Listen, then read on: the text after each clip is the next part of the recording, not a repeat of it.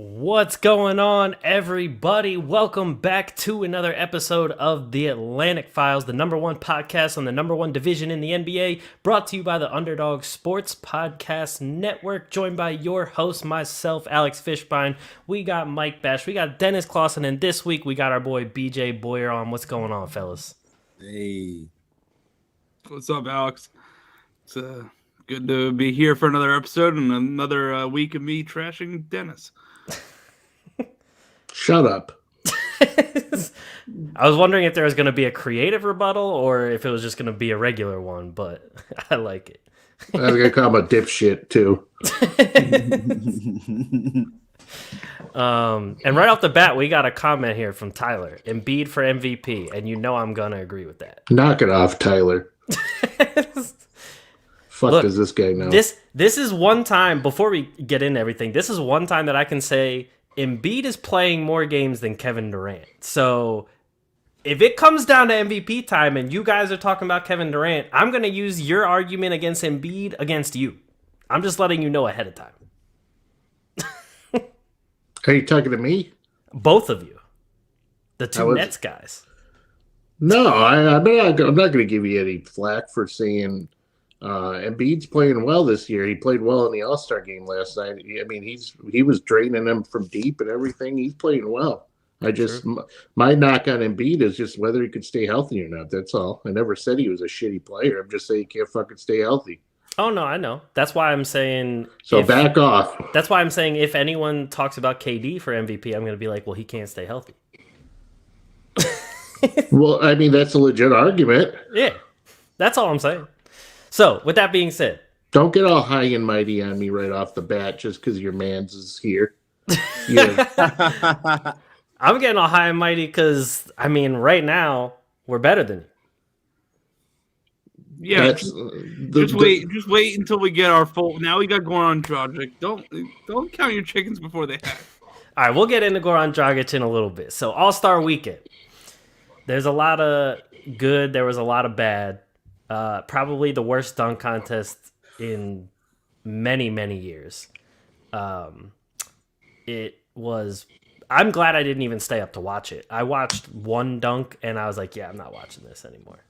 Can I say, I would have made probably like enough money to retire had I just taken a parlay of my favorite parts of the weekend. Obi Toppin winning the dunk contest, Karl Towns winning the three-point shooting contest, and the Cleveland Cavaliers winning the skills challenge. If I put like $50 on that, I probably would have won like $200,000, and I would have been like set for like years. I mean, and those, like, you guys know me. I love Cat. Oh yeah, big Obi guy, and I'm a big Cavs guy. So I mean, it was perfect for me. And then we have LaFraud who had to hit a game winner. So speaking of which, BJ, what'd you think about the All-Star Weekend? I think my sentiment is probably the same as everybody else's. I enjoyed the skills competition. I kind of like how they divided it up. 3-point contest is always cool, so, especially because the 3-point shot is so in right now. The dunk contest, man, needs a revitalization. We need Ja Morant.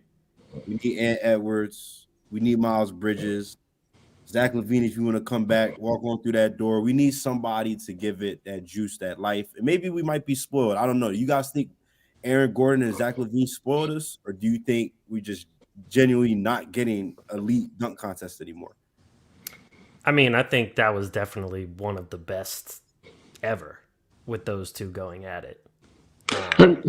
I mean, how many dunks can you come up with, though? I mean, there's only we've already seen people get, like, jumping over things. We've seen people jumping over a car. We've seen guys dunking from the free throw line. We saw, Isaiah Ryder doing the East Coast funk dunk? Something like that, yeah. Yeah, the East Bay funk dunk. We already saw that. We saw, who was it, D. Brown? That, D. Brown. covered his eyes? Harold Miner win the dunk contest?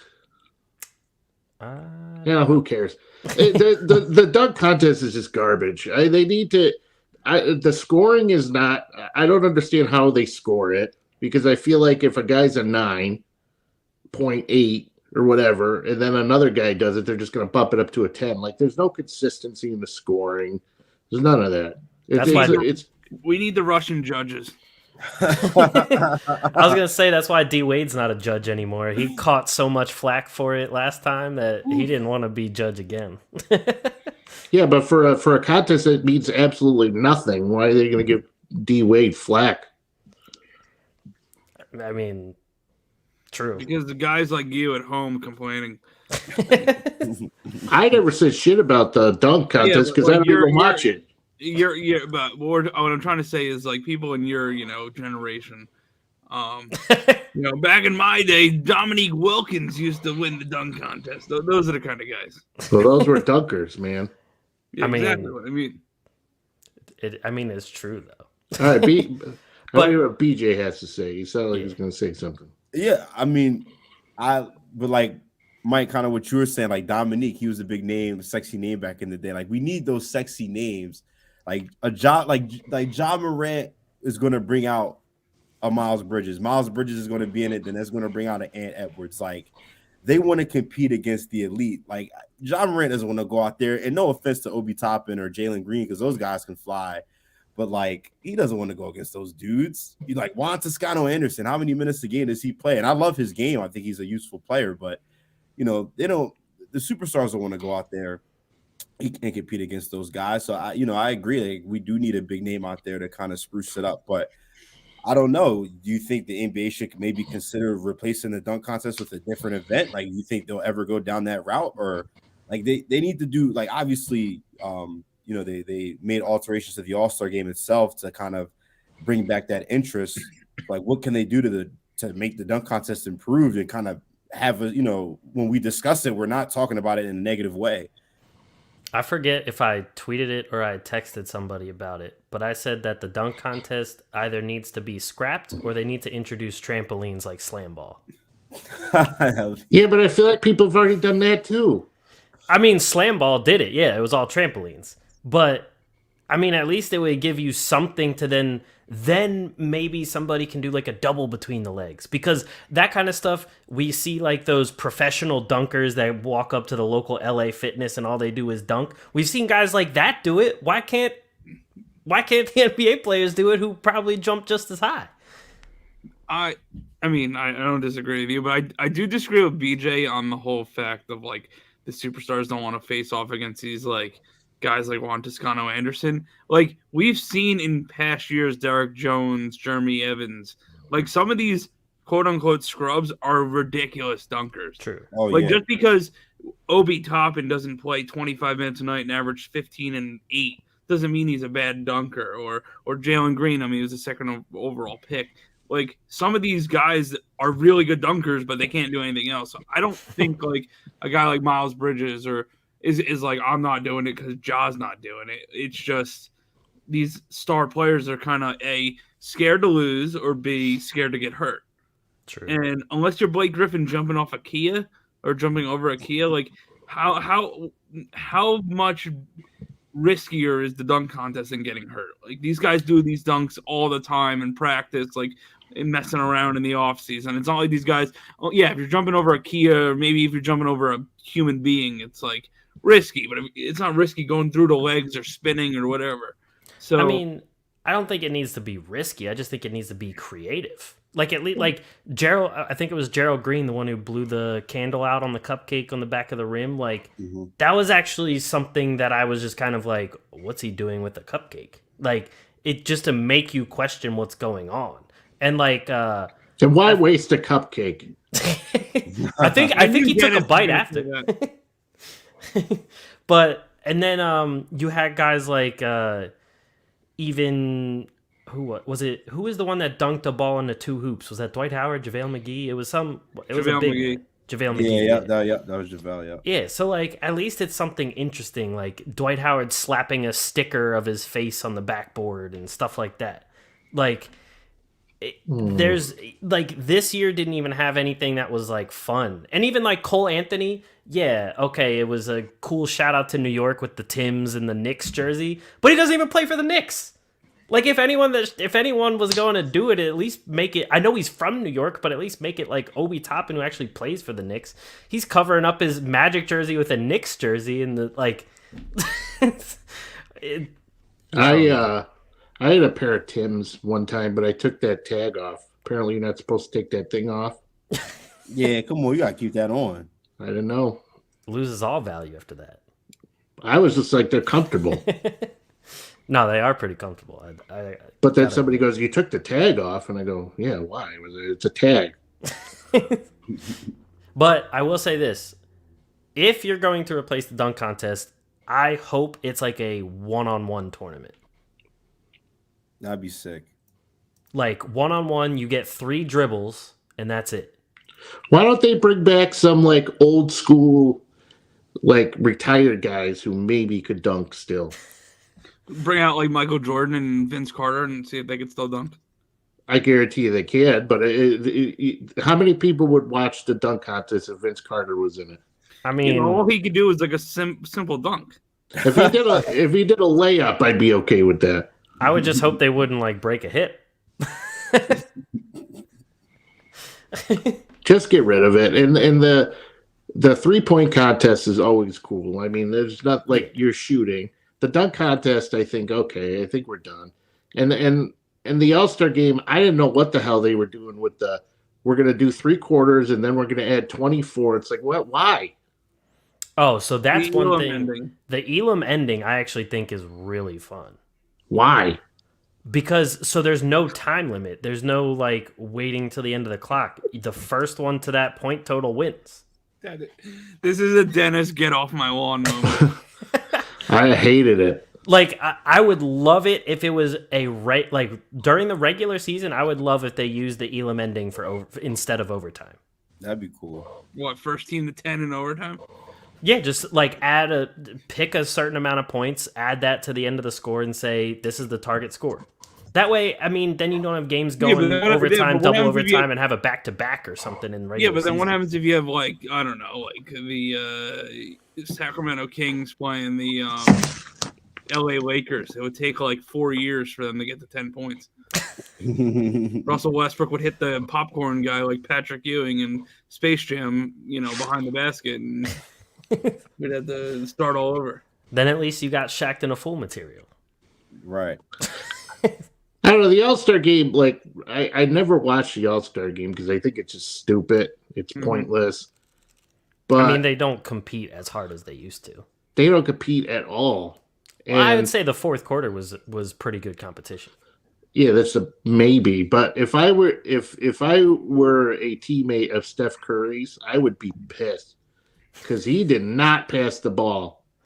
But he wasn't missing. Yeah, he missed a couple. I mean, he took a half court shot, and I'm like, why are you taking a half court shot? That just proves right there the game means nothing. True, but I mean, if he made that, people would have went in. He just made like 3 or 4 in a row right before that. Oh yeah, people would have went nuts. But I mean, the All-Star MVP kind of means something because it's Kobe, named after Kobe. So I'm sure there was a lot of guys who would have loved to win that. And the fact that Steph Curry was not passing the ball, I don't know. I'm sure there was kind of people a little annoyed at that. I'm glad you brought weren't up half that of his award. threes like wide open. Like a good bit of them in like the first and second quarter. Yeah. What were you saying, BJ? Dennis, I'm glad you brought up that award because I have a hot take about that award. I was actually talking with my mom about this earlier. So as you guys know, I'm a huge Lakers fan, big Kobe guy. That's the reason I fell in love with the game of basketball. And I personally think that naming the All-Star Game MVP after him, like, I think it's cool, but I also think it like undervalues Kobe and his contribution to the game in his career. Like, I would have personally loved to have seen the NBA come up with like maybe an award to honor, and like, I don't know, this is kind of maybe hard to measure or quantify, but like somebody like an award associated with like competitiveness, like hard work, however you want to phrase it. I thought that maybe would have been cool, but I understand. Kobe was an all-star, perennial all-star year in and year out. I think he won the award, like the All-Star Game MVP, maybe 3 times, like 2.5, because I know he split one with Shaq. But yeah, I the trophy's beautiful. I think it's a great gesture, but I don't know. That's just how. Problem is, Kobe's also a bit overrated. Oh, shut up! Here we go. What do you mean? Shut up. Kobe, at no point in his career, was the best player in the league. That's crazy bullshit. To say. That's crazy to say. At no point in his career? When he started his career, right? Yes. It was MJ, right? Okay. Then MJ retired. Shaq was the best player in the league, and then LeBron took over. No. You're Tim a Duncan. dope. Kobe was You're dope. how many MVPs did Kobe win? 1. How many does Shaq have? He was Shaq's the most dominant player in the league. Tim Duncan was better than Kobe at one point, and then LeBron. Kobe was never the best player in the league. Alex, mute him. Down arrow. Alex is not Tony Reali. He doesn't have the ability to listen. All I'm saying is Tim Duncan never won back-to-back championships, and I can remember the Lakers and Kobe eliminating Tim Duncan out the playoffs a lot more than I can remember the Spurs eliminating Kobe and the Lakers. How many championships did Duncan have? Tim got what, 5? Tim got 5 of them. How many does Kobe have? Who's the last team to three-peat? Yeah, because he had Shaq, the best player in the league. Shaq had him. And how about Kobe may have, for one season, been the best player in the league. Listen. Now for one season before it was nothing. At 21 years old, he was first team All-NBA, second team All-Defense. If any player did that today and was the second best player on the championship team, we would be going nuts over them. And in all seriousness. Well, hold on. Time. I'm sorry. Can you repeat that last sentence? So, Kobe was the second best player on the championship. Pause right there. Go rewind one more time. Oh my God. So he's talking about the first time they won the championship. Second 21 years old.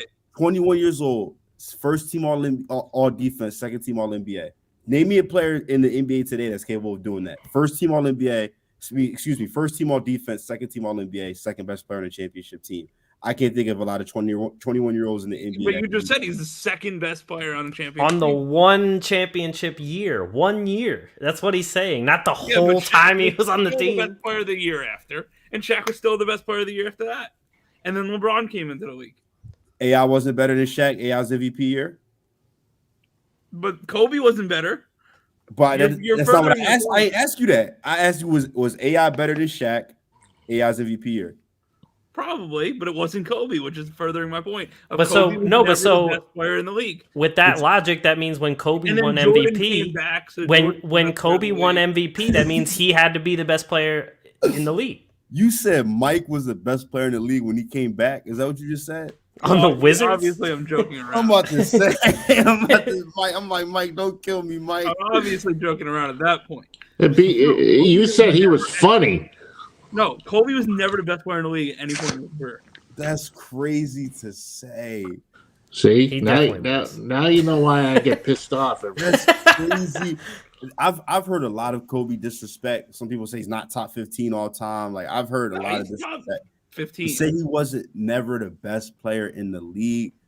That's crazy. LeBron wasn't the best player in the league his first, I'd say, 2 to 3 seasons. Kobe was averaging 35 a game, dragging Smush Parker, Chris Mim, Kwame Brown, Brian Grant to the playoffs. I don't know, man. True. I don't know. I actually think they were talking about replacing the logo with Kobe. I think they need to replace the logo with Kobe. They could do with a logo refresh. I mean, as much as everybody's like Jerry West. I mean, Jerry West is 107 years old. Like the people today, most of the people don't care about Jerry West. Like the younger crowd, as much as like the old school people. I think we need to like move forward and consider changing it to Kobe because I think the guy deserves it. New fans and casual fans probably don't even know who Jerry West really is. Mm-hmm. They just think of him as a front office guy. I was going to say for people like Fish and I, like in our age bracket, we mostly recognize him as an exec. Like most of the books I've read. How old do you think I am? Not that old. Well, no, I'm 27, so I'd imagine just by the way you've spoken about the game and the history, I would imagine you're a little bit older than I. And I'm not trying to age you like that. Come on, don't play me. I just want to real quick. I just want to further my point. I've been doing a little research while you guys were talking. Right? Oh God. Never once in Kobe's career did he finish first in the following stats: value over replacement player, win shares per 48 minutes, win shares total, or player efficiency rating. Hold on, can I ask you a question? Yeah. Who do you like better, Embiid or Jokic? Oh, he's a Jokic guy. Okay, I was gonna say because why? Because he's white. I was gonna say if you say Embiid, well, Jokic, I'm pretty sure is better in all those stats than Embiid, but like most people wouldn't say he's better than Joe. Jokic is better than JoJo. So Jokic. No. I've been on the Jokic train for far long. Alex can back me up here. No, I'm not here to back you up. If you're bringing up advanced stats, you also said Allen Iverson was better than Shaq at one point, and advanced stats don't back up Allen Iverson. I was trying to feed BJ some, a crumb here. Okay. Man, I'm coming for the whole cake, bro. You know what I mean? Even Tyler says "wow" at you. Come on, I don't care what Tyler has to say. You can't disrespect Kobe like that. To say he was never the best player in the NBA at one point. I mean, even all his peers. If there's videos maybe dated like 2007, 2008, 2009-ish, of them going around asking NBA players who's the best. Everybody's saying Kobe. I mean, it's hard for me to believe that. I mean, he was Black Mamba, but he wasn't Black Jesus. Listen, he won three straight finals appearances, 2 championships, 2 finals MVPs, the MVP in what, that 3-year window, an Olympic gold medal. All I gotta say is this: the 2004 Olympic team, right? What happened? 2008, you add Kobe. What happens? Yeah, LeBron. Who took over the gold medal game? Kobe. They were deferring to him. You got the best players in the world: prime Chris Paul, prime LeBron James, the Spanish national team is like playing like the Detroit Pistons. I mean, come on. But you got we playing for our country, gold medal game, gold medal on the line. You got the best players in the world. They deferring to Kobe. It's really hard to beat Juan Carlos Navarro and Luis Scola. That Spain team was nice. Scola was Argentinian, Dennis. Yeah, I don't fucking care. The Gasols, Rudy Fernandez, Jose Calderon, and Juan Carlos Navarro. La Bamba's a real defensive menace there. They had a squad. Deron Williams dominated them. All right, hold up. All I know is that you said cake like 2 minutes ago, and all I keep thinking about is ice cream cake. Hey, I might make a Wegmans run after we're done and see if they got some late night slices. Slices? Like a slice of cake, like they'll put it in the little box and put it out by the bakery. Carrot cake. Yeah. What they sell them by the slice. Has a bakery? Wegmans always has. I thought you said Wendy's. Oh, I don't know. I don't know if I won't. I don't know if Wendy's bakery, that might be a little different for me. I know Burger King has like pies. Wegmans is the most legit supermarket on the planet. Yeah. Oh yeah. Wegmans is an experience. All right, I think we should reel back into the podcast and stop talking about Wegmans. We ventured off of All-Star Weekend a long time ago. The moment Mike started talking about Kobe, we went way off the rails. Yeah, but then he started talking about cake, and then things. Exactly. Oh, your Towns one. Shout out, my guy, Cat. Major performance. I got my Embiid and Iverson ones back there. 2 bums. Oh, way better than Cat. 2 ringless bums. They're like the opposite of the circle of the circus. No rings. Do you ever have a meatball sub from Wegmans? Yes, actually I have. The sushi at Wegmans actually isn't bad either. Yeah, no joke. Yeah. Fire. Usually you don't want to trust sushi from anywhere that's not a sushi place, but Wegmans is pretty good. But anyway, so we're kind of done with the All-Star Weekend because, I actually wanted to say I agree with you, BJ, about the Kobe Award. I think it is a little, I think it is not disrespectful, but not up to the par of Kobe because Kobe defines competitiveness. He defines hard work. He defines outworking anybody he ever played against or trains against or whatever. And if there was an award that I would name after him, it would be something like Finals MVP. Or, I mean, the MVP award doesn't really have like a name. The actual like regular season MVP doesn't have a name for anything. But, or even like most improved player, because that to me talks about like hard work, working your ass off to get up to the level of what these players are at. So those awards to me would be better named after Kobe than the All-Star. Just change the logo. I agree with that too, though. That would be dope.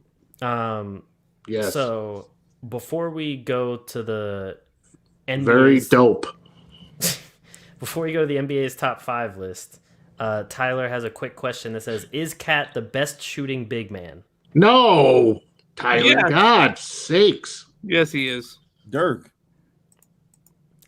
I mean, right now, 3-point range, Cat has been very good. Cat is the best shooting big man of all time. No. Yes. Are you saying best shooting as in best 3-point shooting or shooting all around? All around. And I saw this kid play when he was 14 years old, and I said he was going to be the first pick in the draft and a big-time player in the NBA. And that is 12 years later, that prediction has come true. Why were you watching 14-year-olds, sicko? What? So why were you watching a 14-year-old, you sicko? Because he's from like 20 minutes away from me. Yeah, we know. You know Cat's dad or grandfather, whatever you said. I know Big Cat, the dad. I would have given you the argument of best 3-point shooting big man, but best all around shooting, I'm not gonna give you because mid range, low post, all that kind of stuff. I'm taking a lot of other big men before I take Cat. Well, you're just dumb. I'm not. Especially like contested shots, contested fadeaway shots, and mid-range fadeaway shots. That was Dirk's bread and butter. I would take Dirk any day in that area. I was just like looking at their numbers just out of curiosity. Cat has a higher 3-point field goal percentage over his career, but obviously he hasn't played as long as Dirk or taken as many shots. So, obviously have to see how that pans out. But like looking at these numbers, the first thing that comes to my mind is like imagining Dirk in this era, having that freedom of being able to shoot. Not suggesting that he didn't have freedom during his time, but when I say that, just like being able to shoot at such a high volume. Like Cat is shooting this year, he's shooting 5 threes a game. Last year he shot 6 threes a game. The year before that, 8 threes a game. The most threes Dirk shot in the season was his very last year in the NBA. 9.3. After that, 6.4. So, like you see when you start to compare the volume, how it's just, it's not there to the degree for Dirk that it is for Cat. So that's the first thing that comes to my mind is like just wondering how Dirk would fare in this era where he could shoot it the way Cat's able to in terms of just number of attempts. What about Boogie Cousins? He had some good years. He's a pretty good shooter too. I mean, Anthony Davis isn't a bad shooting big man either. No, he sucks.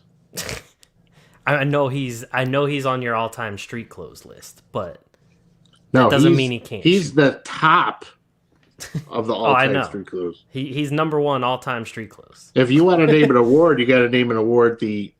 No. 8. We can't give Anthony Davis number 1. Number 1 has to be Greg Oden. No, because at least Greg Oden had like one consistent foot injury. What was it, a foot or a knee? Foot. Or both? I forget. It might have been both. All right, so Greg Oden never really got off the ground, but AD is just, I've never seen a guy hurt as much as Anthony Davis. He's just a you-know-what. No, I don't know. Would KD count? It's a 5-letter word. When talking shooting, would KD count? Or do no, I think we should just talk like centers. Yeah, probably. No, he's a wing. Right. Just right. That's what I thought. I just wasn't. I looked up a list and it had him on it. That's why I was like, yeah. I also think when it's all said and done, any list that has LeBron James over Kevin Durant is just like it was all-time players. It's just wrong. Oh God. Wait. If Kevin Durant wasn't on the Nets, you never would have said that.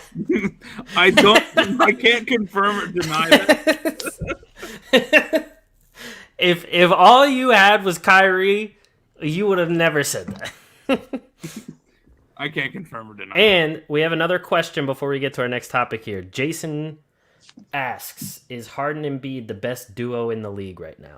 No. Of course. Of Nope. course they are. Kyrie, KD are the best duo. Mr. Anti-Vax has to actually play some games. All right, to be fair, KD has and to LeBron actually are the be best duo, but healthy. They're never on the court together. KD has to actually be healthy. Ben Simmons, I'm not gonna go there. I could go for hours. But hold on, nobody's saying that anybody on the Nets is the best. But Mike just was. That's what I was addressing. Okay, well, he's an idiot. But what I'm saying is that nobody on the Nets, I'm not saying anybody on the Nets the best duo, but to say that Harden and Embiid, to even question that right now, I mean, when you look at the paper, like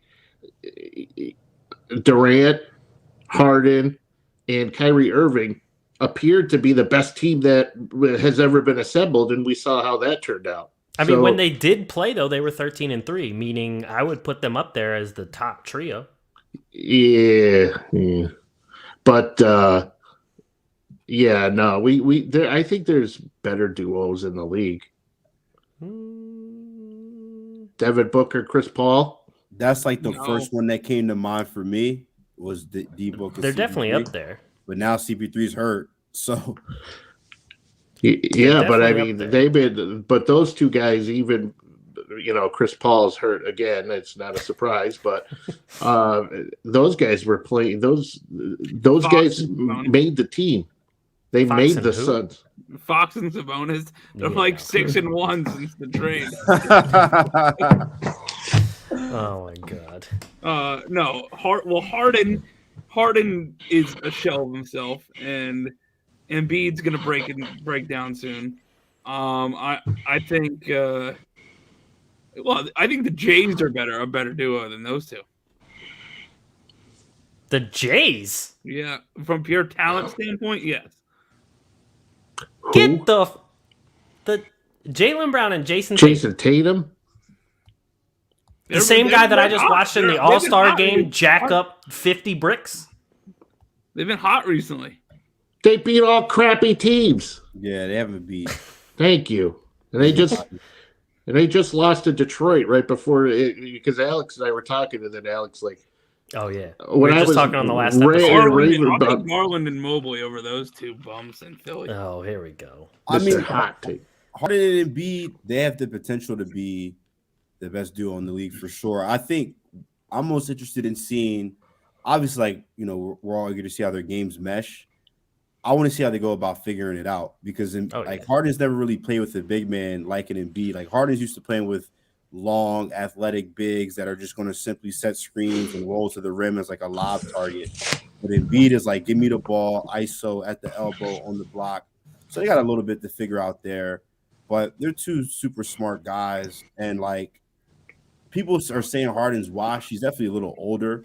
Not what he, doesn't have that wiggle like he did athletically back in his Houston days. But I think people are forgetting how much of a mastermind offensively this dude is. And I think he's motivated. He's good at drawing fouls. That's it. I think he's good. I think he's coming here motivated. Like I think he's hearing the chatter.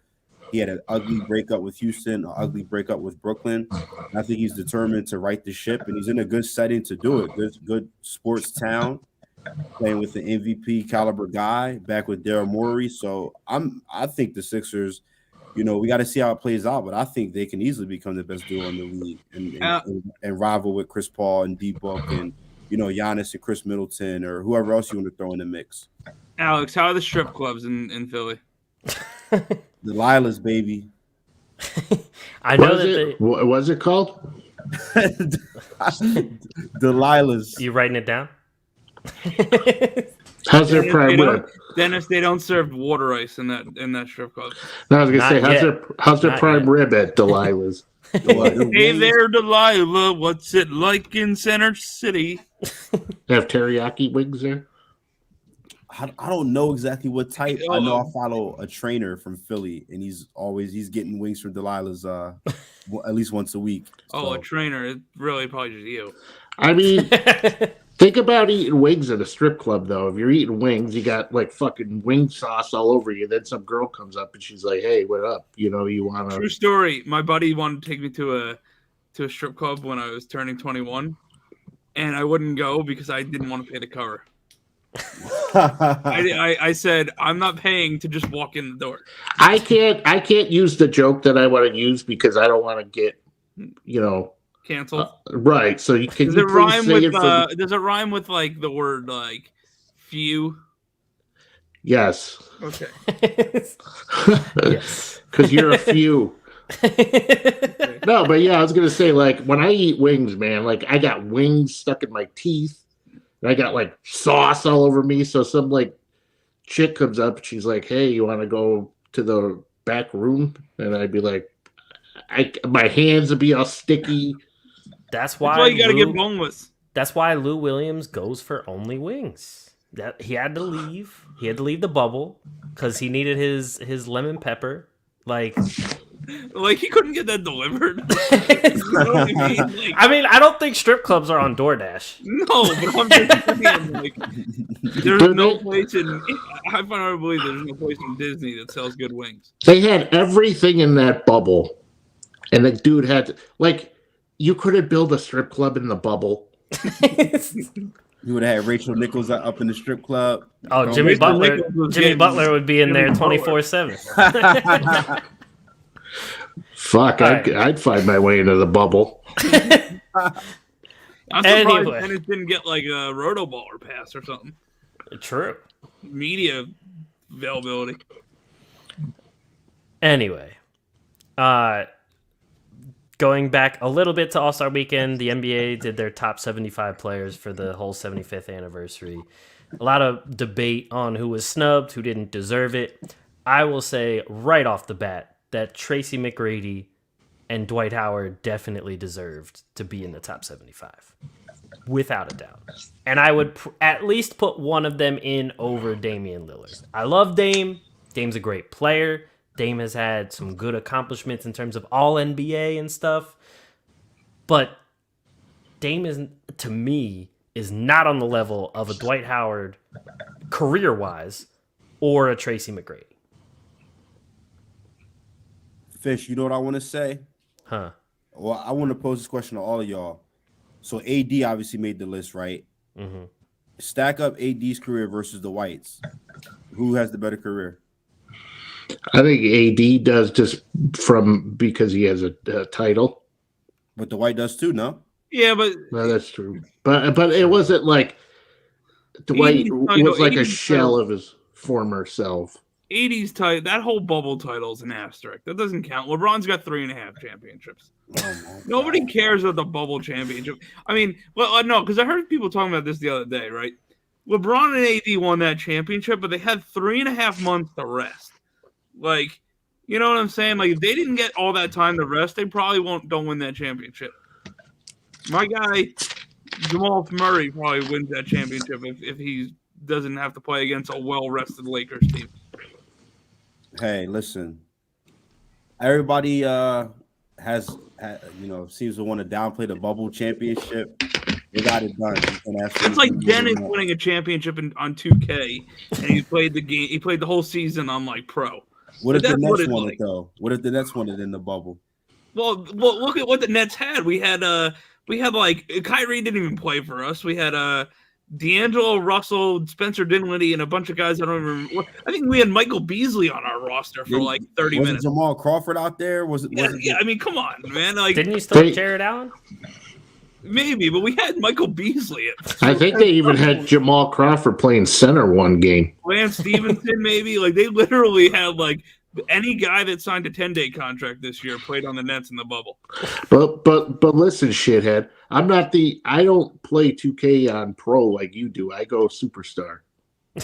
Dennis, I beat you by 45 the last time we played. My lockdown defense is sick now. He found a YouTube channel that gave him pointers, and that's how he plays defense. Ah, okay. I haven't even bought the new 2K. So I used to run the 1-3-1 and nobody would score on me. Oh, you're one of those that runs zones?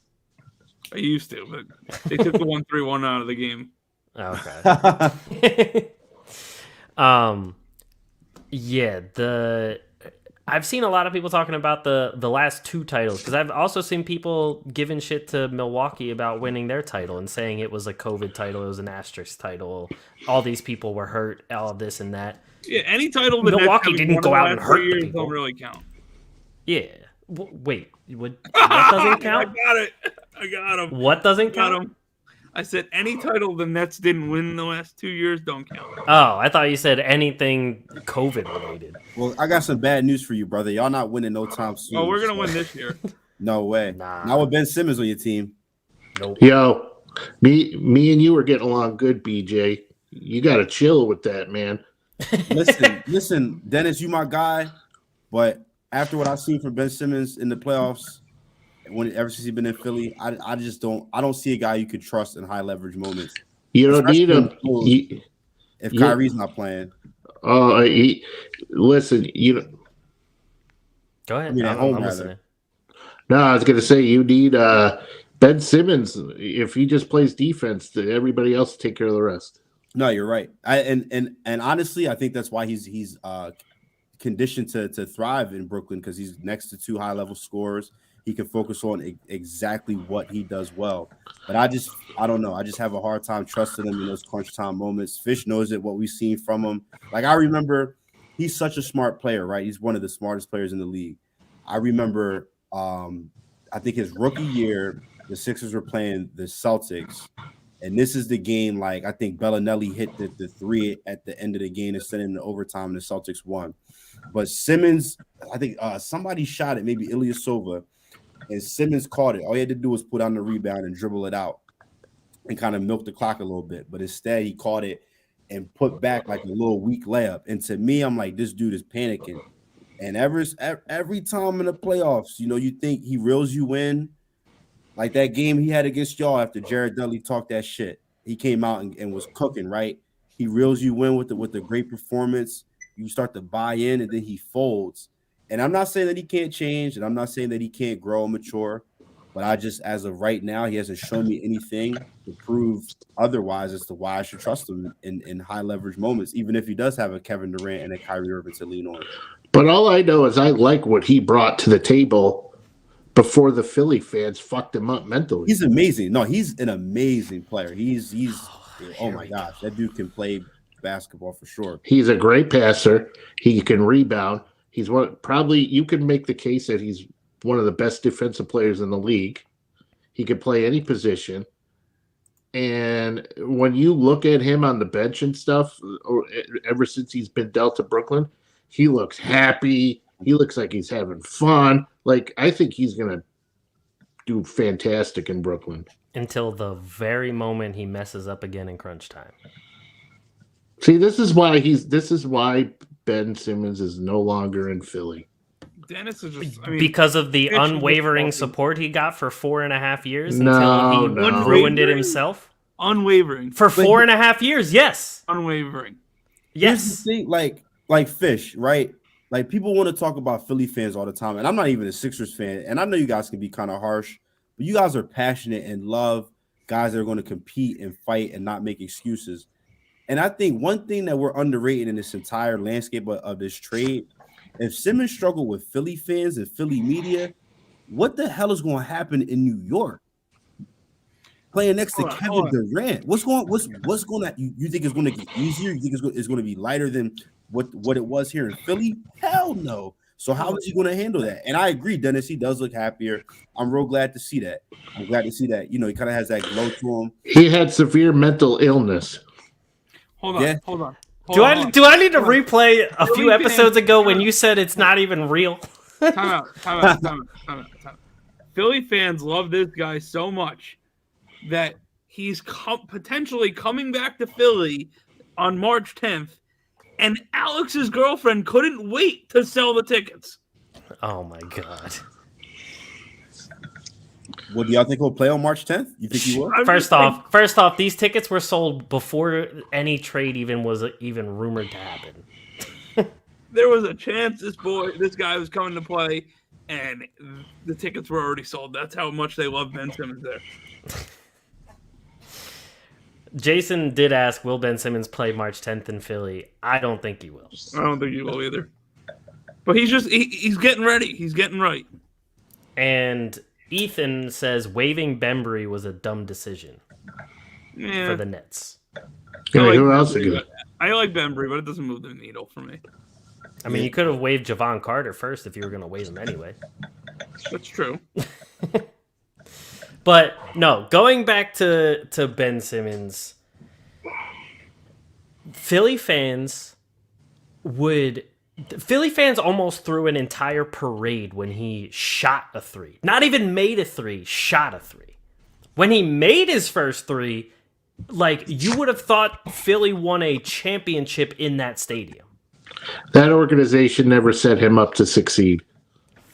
Well, that's because they hired two awful coaches. In the press conference, Brett Brown went to the press conference and begged Ben Simmons to shoot one jumper in a game. He literally went in and said, we're going to challenge Ben to shoot one jumper a game. A jumper.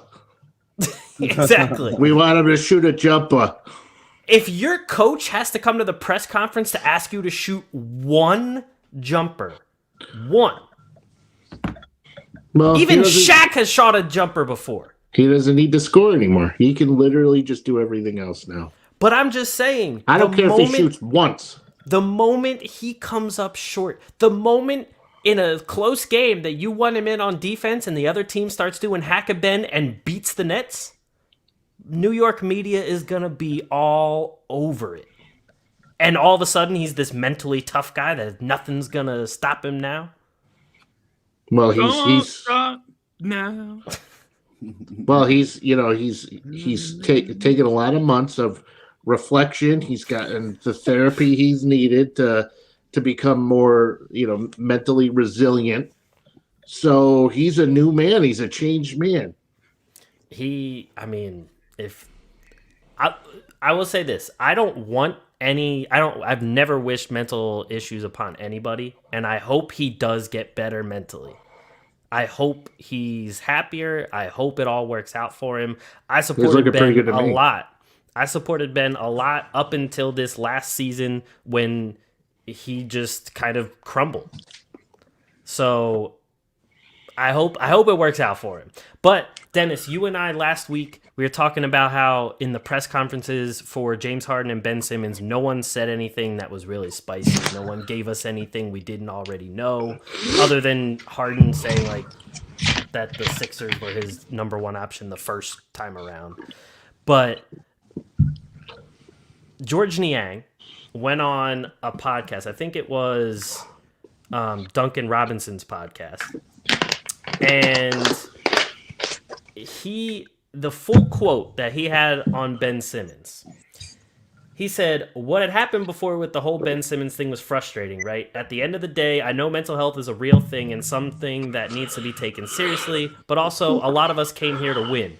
At the end of the day, we're all well compensated and we have a job to do. This is our job. We're paid to be basketball players.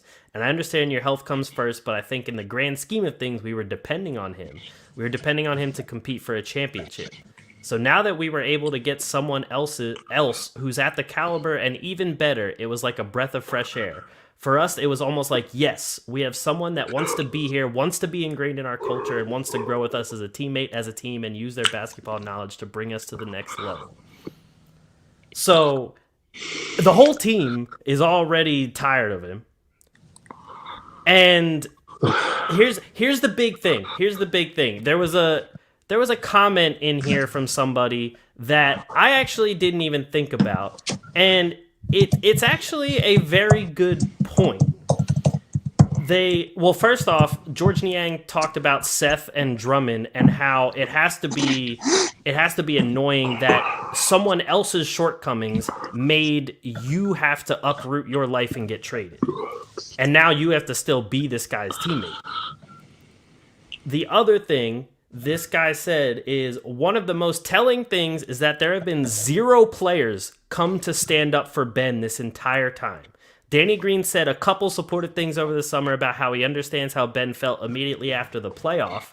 But since then, nobody has gone out of their way to defend Ben or his mental health situation.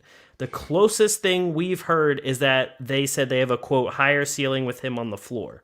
So people can attack Philly fans all they want, but the most telling piece is that his own coworkers, and even the ones that aren't even on the team anymore, have nothing good to say about him. I'm gonna give you a number. All right, 5.9. You know what that is? What? That's Niang's career average. Nobody gives a fuck what he's saying. Plenty of people do because no, I don't care. Why would I care what this? Who is he to come out and say anything like that? He had to play on the team with Ben Simmons there. He plays 3 minutes a game. He doesn't play anything. He plays way more than 3 minutes a game. You obviously don't watch. 6. I know how much he plays, but he doesn't play enough to be making to matter. The Sixers aren't going to win or lose whether Niang's in the lineup or not. I mean, he's going to be way more important now. Well, yeah, because Drummond's gone. And now I don't think Drummond's unhappy because now Drummond's going to play more. I mean, Drummond might play more. Yeah, we don't know how much he's going to play when everyone's healthy. Well, he has the opportunity to play more. The Nets don't have a center. I mean, they have Andre Drummond. That's what he... Oh, my God. His Adderall is wearing off. But no, either way, whoever said it doesn't matter. It's a teammate that was with Ben Simmons. Even a guy like Jimmy Butler left because of Ben Simmons and Brett Brown. This has been going on way before Niang came into the picture. He doesn't have the right to comment on it. Dennis, do you even know who George Niang is? Do you know where he went to college? I'm not a kiss my ass with. Yes, I know who he is. Power forward. He played for the Jazz. Blah blah blah. I know who he is. But that is a big thing. Is that none of the players that Ben Simmons played with is defending him at any point, any way.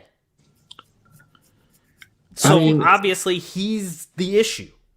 I think it's interesting his quote. I think it's kind of interesting, like peeling back the curtain a little bit into the mind of an NBA player. When you were reading that, Fish, it kind of reminded me of the D'Angelo Russell situation.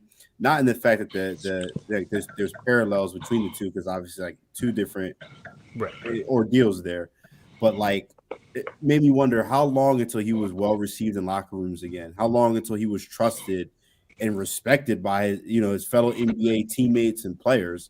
And like you said, nobody's really come out and said anything endorsing or backing Ben Simmons. So what's really going through these guys' minds? Like, are they giving him the side eye in the locker room? Like this dude's a crumb. This dude's a sucker. Like, this dude's weak. How do other guys on other teams feel?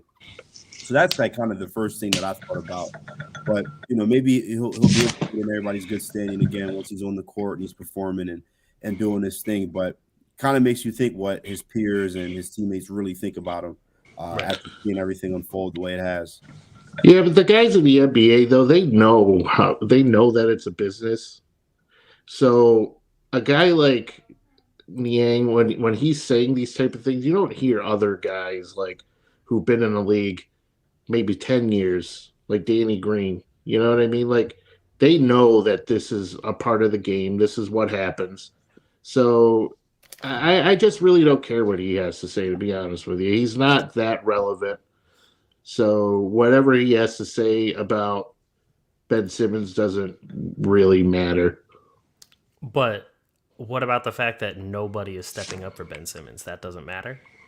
Well, maybe not publicly.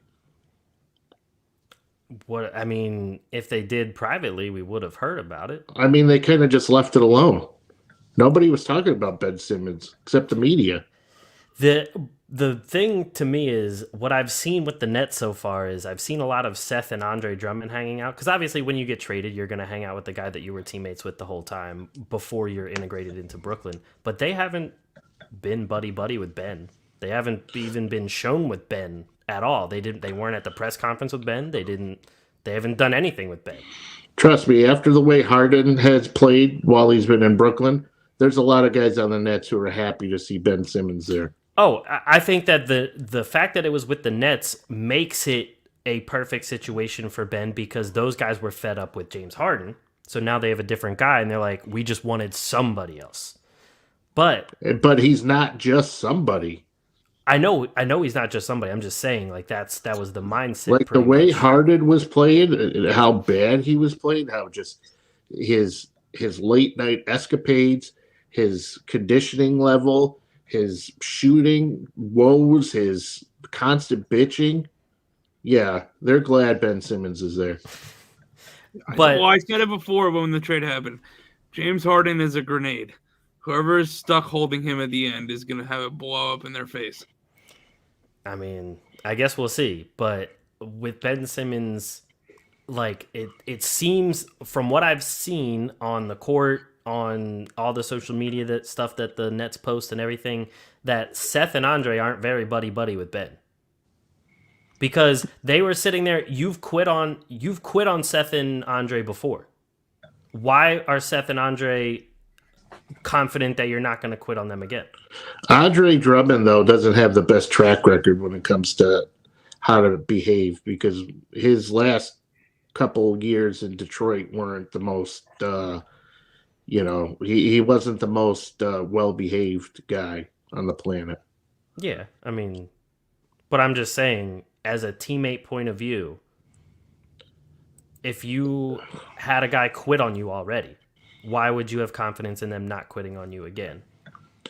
But it's a situation. But Ben himself said it wasn't about the fans, it wasn't about the coaches, it wasn't about the front office. we already know that's bullshit. We've talked about that. Who knows what he's saying behind closed doors, though? But it's all bullshit. But a lot of the people who know how the business works and who know how things go down in the NBA, because guys pull this shit all the time. He's not the first guy to do it. He's not the last guy to do it. I mean, it hasn't been to this extent.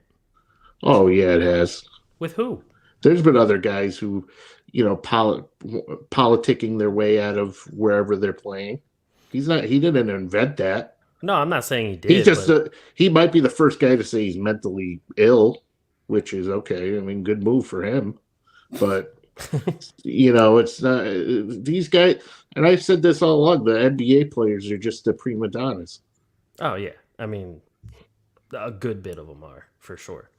And you hear guys. I mean, Bradley Beal's a pain in the ass. Dame Lillard's turned into a pain in the ass with all his bullshit. LeBron has been annoying over the years. All these big. Kyrie's definitely been a pain in the ass. Ben Simmons is not the first pain in the ass. He's not going to be the last. True. But honestly, if I were Ben Simmons, I wouldn't lose sleep on what Georges Niang says on Duncan Robinson's podcast. Well, I mean, I'm not saying Simmons would lose sleep. Fish, you mentioned this earlier when we was talking about if Simmons is going to play or not. Y'all all said no. I don't think he's going to play either on the 10th. But he would gain a lot of my respect if he just took all this shit talking, internalized it, came into Philly and embraced that villain role and just balled the fuck out. I would be super impressed if he was able to do that. If he had the mental capacity, the emotional capacity, because let's be real. Like you guys have alluded to the fact that in both press conferences, they pretty much remained mum about what happened on both sides. A lot of politically correct statements. But obviously there's some real tension there. There's some real bad blood there. Embiid has kind of mentioned some things in the past. He's had some spicy quotes. Now Niang with this one. If Simmons just came into there, I'm picturing black, hoodied up, I hear the fans booing. He just come out super focused, give him a hell of a performance. He's got the beats on. Yep. Like a Gatorade commercial kind of. A hood. His hood's up. Yep, I would love that, and you know, I would gain a lot of respect for him, and I think that would be a good way for Brooklyn to kind of establish some camaraderie with him, because going into that environment like that, you gotta be bonded, you gotta be brothers in an environment like that where it's ferocious, it's tenacious, where there's a lot of venom in the air.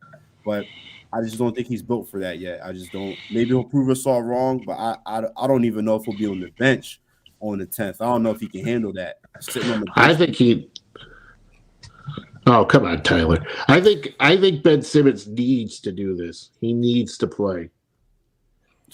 They need to get this out of the way. You don't want it to be a distraction later on. He needs to do it for his own mental psyche. He just needs to get it out of the way. He does. I mean, because what happens if they play the Sixers in the playoffs? Woo. Like, what is you can't run away from playing it at Philly then, because then you'd have two halftime players. You'd have Kyrie not being able to play in Brooklyn, and then Ben not being able to play in Philly.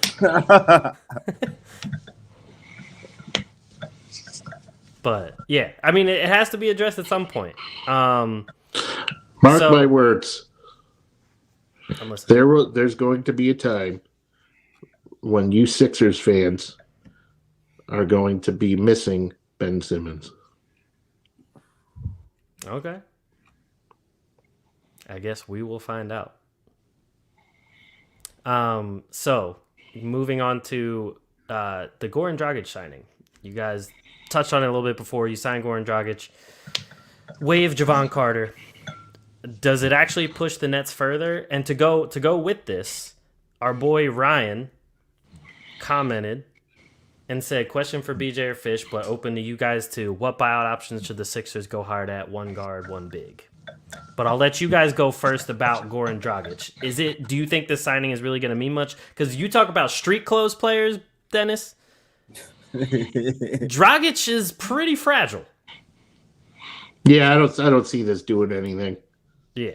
I mean, especially with the whole team healthy, Dragic probably isn't going to get that much playing time. No, it doesn't. It doesn't add really much. What about you, Mike? You happy about it? Yeah, I mean, it's fine. It's depth. I don't really. Good night, Mike. What do you mean? He's in there. I'm fine with the Dragic signing. Like, he's not gonna be he's not gonna move the needle for us, but he's fine. It's fine. Always, it's good to have a veteran guard like him on the bench, and until Kyrie can play home games, it gives us another useful player at least. True. Yeah, I don't see it doing all that much. And Ryan, to answer your question, one guard, one big man wise, I'd love to see the Sixers go after Derek Favors in the buyout market, and I would love to see them go after. I had somebody in my mind, but I just lost it. I'll think of it at some point. They don't need Derek Favors. They got Georges Niang. I would love the Sixers to go after Eric Gordon if he gets bought out. Gordon's another good one. Guy that can handle the ball a little bit, make some big shots, playoff experience. I think that would be cool. My big man option was going to be Derek Favors too. Right.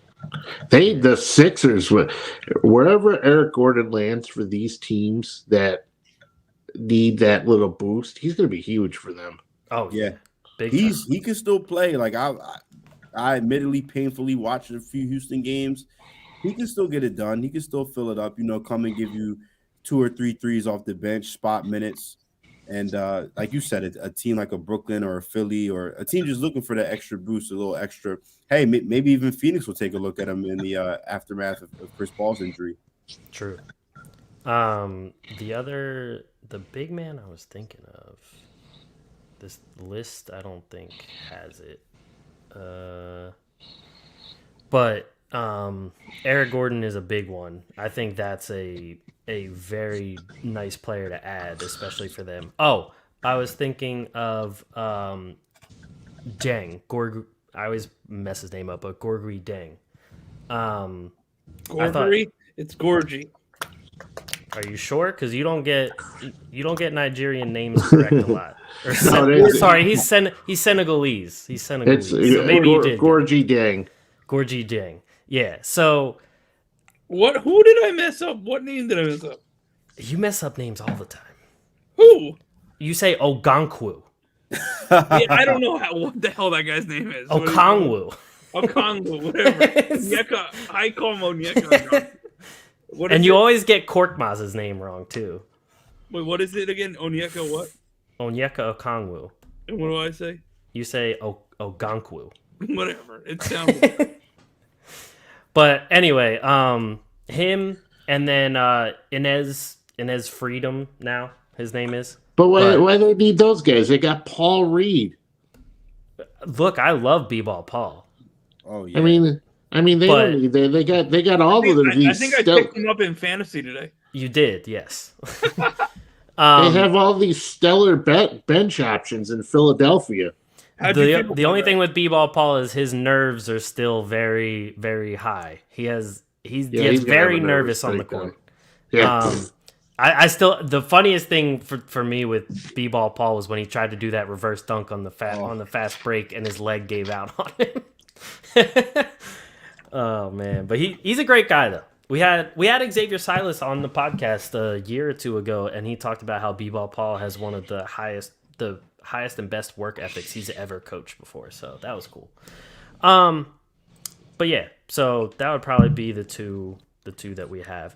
And so we have one more question here, and then we'll finish it up with just a quick Lakers thing with BJ. We have a question here from Jason. Who y'all got in the finals, and who's winning it?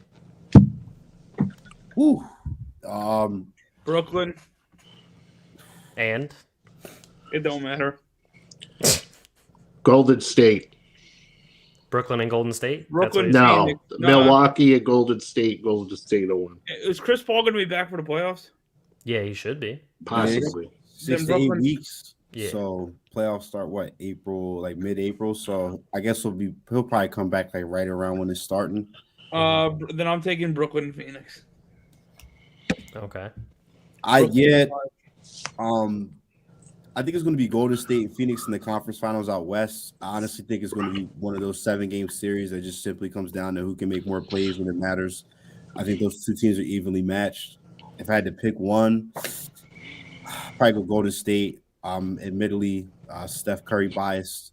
In the East, wow, it's tough. We got a lot of good teams. Brooklyn has to get healthy. Philly has to figure it out. Boston's hot. I think on paper, though, fully healthy, Milwaukee's the best team in the East, and I think they'll probably come out again this year. So I'm going to go with you, Dennis, Golden State, Milwaukee, and I'll probably take Golden State in maybe 6 or 7. They need the Suns and 4 guy back to knock somebody out. Exactly. I forgot about that. That was like a whole cultural movement during wow, I forgot about that. He knocked that dude out. Yeah, he did. He knocked him out cold. Wow. I'm going with Denver, Miami. No, I'm just kidding. I'd probably go with Golden State, Philly. But Golden State will probably win in 7. Mike. This guy's laughing over here when Ben Simmons probably will make your team a 10 seed. Philly. You're getting laughed at by a guy in a Snoopy shirt. Philly. Oh, you said Philly. That's funny. Yeah, keep laughing. I got you. I remember your Brooklyn prediction. What was that prediction? Ryan also, by the way, said Gary Harris better than Eric Gordon. How the hell do you spell Gary Harris like that? I've never seen. Added one too many R's. Jerry Harris. And he also said Philly in 4. Anybody who spells Gary with 2 R's probably owns like an auto garage repair shop. He said typo, chill. But so, all right, let's finish it up here. Obviously, a BJ on, big Lakers guy, and we don't have much Lakers talk on here because none of us watch the Lakers as much. So there's two things that I've seen in the news here. One is obviously, LeBron wants to play wherever Bronny is. And a lot of people now are talking about should the Lakers try and trade him to kickstart a rebuild, because what if they can't draft Bronny? And so that means he would try to force his way out of there. And the other thing is Clutch Sports apparently unhappy with Pelinka and the Lakers after not trading Russell Westbrook and a pick for John Wall. I mean, whatever you might think about that trade. But for what it's worth, Rich Paul came out and said none of that was true, blah, blah, blah. We've also talked about Rich Paul, though, and who knows what he does and doesn't say. So your thoughts, BJ? Well, in the Westbrook and John Wall front, I feel like the trade would have been a pretty lateral move. Wall hasn't played all year. I think he has, I don't want to say a little bit more in the tank than Westbrook, because I think that'd be inaccurate. But I think for what this Laker team is looking for, he would fit a little bit better than Westbrook. I still don't really see it as a natural fit. But I mean, I just think it's just a stinker of a year. And I compare it a lot to the 2012-13 season, where Lakers got Dwight and Steve Nash. You had an aging team that was still high on talent. You still had Kobe, obviously, and Artest and Gasol. Things didn't go as expected. You had Kobe at an advanced age carrying the Lakers. You have LeBron at an advanced age carrying the Lakers. And we all know how that season ended. The Lakers, I guess you could say, crawled their way to the playoffs, limped their way is probably a better way to say it. Kobe was hurt. They got crushed by the Spurs in the first round. I think we're looking at pretty much the same thing here. Hopefully, LeBron doesn't get hurt. He's able to stay healthy, but looking at a first round exit. So I don't think the trade would have did much. Just think it's an unhappy year, down year. Guys are pissed off. Expectations have been mismanaged. And then with your first question, I think it's interesting. I was listening to First Take, and Stephen A. Smith actually suggested trading Anthony Davis. And at first, I'm like, that's smartest thing he's ever said. I was like, that's a pretty ridiculous idea. But then I really started to think about it. And with his injury history, I mean, if you're the Lakers, it might be something you have to consider. It depends on a lot of factors, how you feel and his ability to stay healthy going forward, how much you may feel like LeBron has left in the tank. If you really wanted to trade AD and try to get in another superstar, or, a solid package of picks and young players. But, the Lakers ultimately traded Lonzo Ball, Brandon Ingram, Josh Hart, draft picks for Anthony Davis. They got a championship in return. I know some people question the legitimacy of the championship, but at the end of the day, they were still able to hoist the trophy, and that's ultimately what the goal was when LeBron signed with LA. So I don't know. They definitely have a lot to figure out, though. They have a lot to figure out this summer. Going to have to do some gymnastics with the salary cap and kind of gutting this roster. And what's really discouraging is that there was a high rate of turnover this year with their roster. And it's probably going to be the same thing next year. Like, LeBron will be back, obviously. AD will be back. Malik Monk will probably be back. But after that, like, who on this team is even worth bringing back? Like, seriously, even from you guys' standpoint, like, who do you think on this Lakers team right now is worthy of bringing back? Like, I don't want Kip Bazemore back. I don't want Dwight back. DeAndre Jordan is washed. Dennis and Mike, y'all know that. Carmelo has had a solid year, but now he's hurt. Avery Bradley. So like, there's nobody on this team that I really want on to be on it beyond this year. So you're looking at another. Horton Tucker sucks. His decision making is so crappy, man. So it's just the Lakers are in a real curious spot, and we're going to see how they climb out of it. See if Pelinka is built for that. We talked about Jerry West earlier. Kind of wish he was back in the fold, because we know wherever he goes, he turns into gold, man. He has an amazing track record, but Lakers have the work cut out for them, and I'm eager to see how they go about it. But LeBron, that's a power move, man. That's a power, basically telling teams like, listen, you draft my son, you get me. Yeah. And I'm thinking, like, what if Bronny's not even NBA ready at that point? Like, do you just draft him just to get LeBron? I was thinking that too, because like with Dwayne Wade's son, I mean, he just barely got onto the G League team, and that's because Dwayne Wade's part owner of the Jazz now, and he was signed him to that G League contract. Mm-hmm. So somebody's going to take Bronny in the second round just because they're going to get LeBron for free. Yeah. It's going to happen. Probably.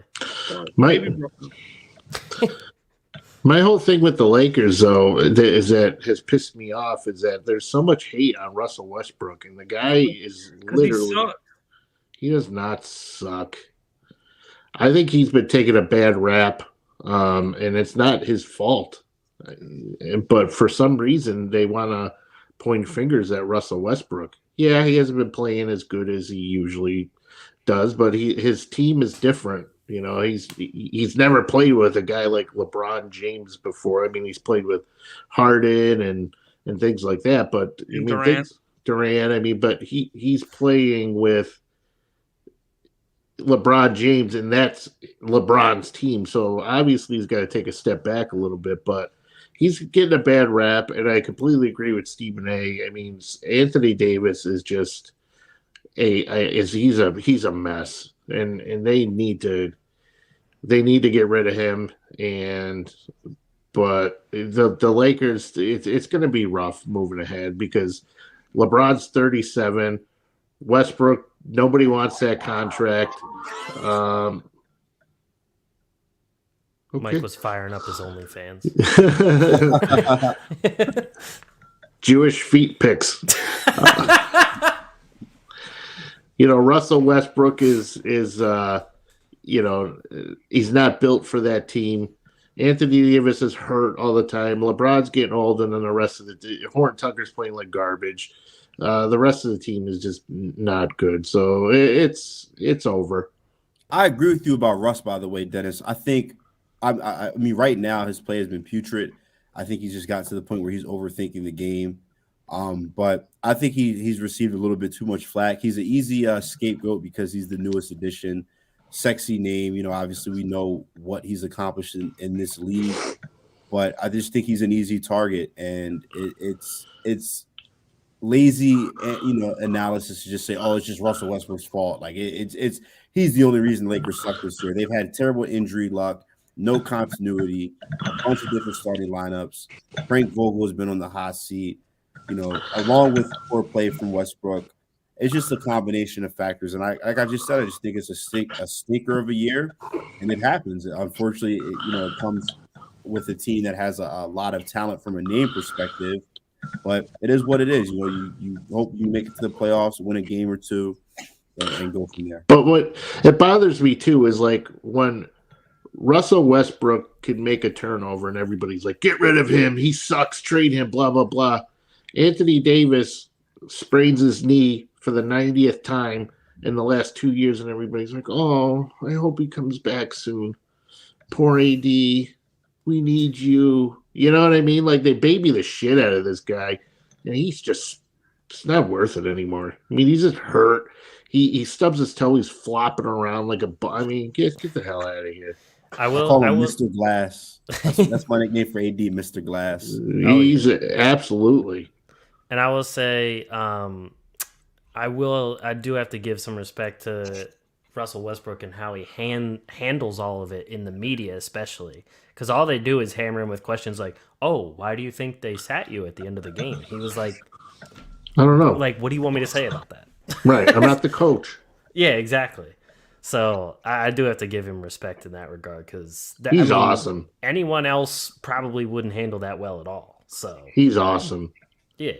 I don't care what I mean. He's awesome. And we were talking about before we started recording and everything that some of the players that are really cool to fans and the kids and stuff like that. Westbrook's one of the most stand-up people outside of the game too. So always giving away his sneakers and jerseys. You know, that stuff means a lot to the kids. Real quick, I want to ask you about Russ. I asked my friends this the other night. Is he a top 10 point guard of all time? No. If he wins a championship. Is Rondo better than him all time? No. Yeah. No. No, I wouldn't put Rondo better than all time. I don't know. I think with Russell Westbrook and his triple doubles and all that stuff, I think he's great. Like, because right now, a lot of times he gets compared to Oscar Robertson because of the triple-double comparison and everything. And if I remember correctly, the Big O, he has a championship, right? When he was with Kareem in Milwaukee. So, like, he already is, like, everyone already puts him above Oscar Robertson because of the triple-doubles and all that. So if you give him a championship as well, that puts him up into another echelon. So I think undoubtedly top 10 point guard with a championship. Without a championship, he has an argument, but I'm not as confident. All right, Magic, Stockton, Chris Oscar, Paul. Curry, Paul, Isaiah Thomas, Jerry West, Steve Nash, Jason Kidd. That's 9 right there. Is Iverson a point guard or a shooting guard? They usually list him as a shooting guard. If he's 10, if he's in the top 10, he's 10. But like, I would argue Gary Payton you could put ahead of him. Yeah, but he's in that conversation though. At least you can at least make. If he's in the conversation, but if he's in the conversation, he's 10. Jerry West is undoubtedly better than him. No question in your mind. I said Jerry West. I know, but I'm saying, do you think he's no question better than He's Russ? the logo. I think Kyrie Irving's better than Russell You talking about Westbrook. changing the logo?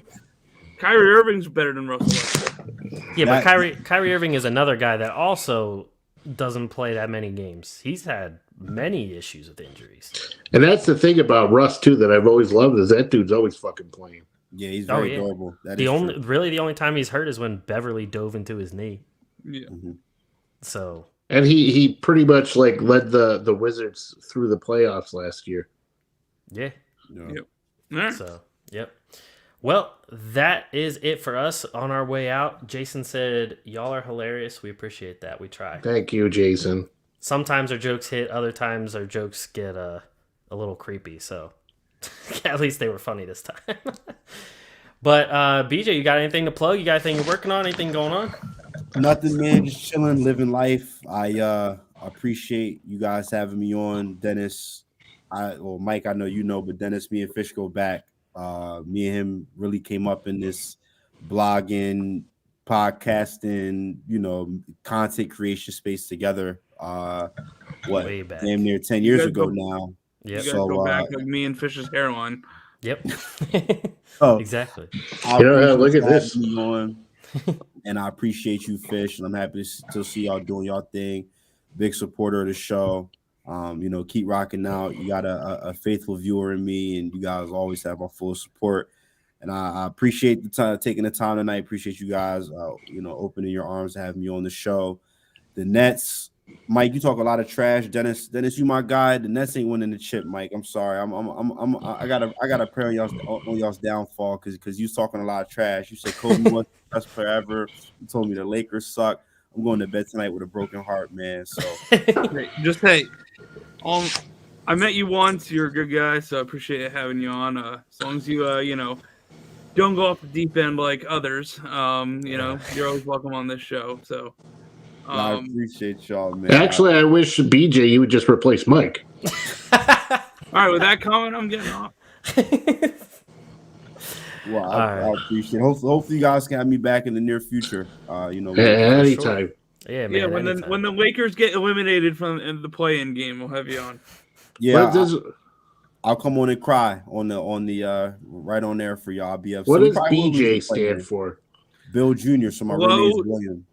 I'm William II, so I go by Bill Jr. But I got a lot of hell in high school. Mike wouldn't know anything about BJs. All right, Mr. Oatmeal Cream Pie. Oh my God. All right, this is getting bad quick. Have a good night, folks.